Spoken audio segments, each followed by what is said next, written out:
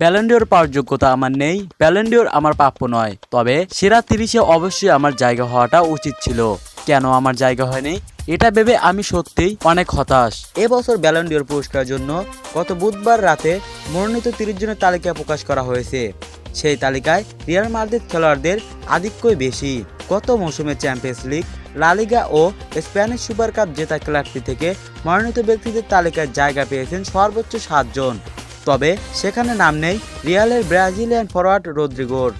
অথচ রিয়ালকে গত মৌসুমে 3টি শিরোপা জেতাতে অন্য সতীর্থদের মতোই রদ্রিগোরও অবদান কম নয়। 23 বছর বয়সী এই ফুটবলার 2023-24 মৌসুমে সব প্রতিযোগিতা মিলে রিয়ালকে 17 গোল ও 9টি সহযোগিতা করেছেন।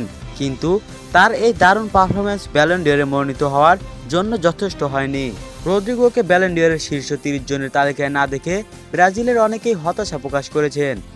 নেইমার যেমন বলেছেন, তিনি তার জাতীয় দলের সতীর্থকে শীর্ষ 5-এ দেখেন। দলের প্রয়োজনে আক্রমণভাগের যে কোনো পজিশনে মানিয়ে নিতে পারেন রদ্রিগো।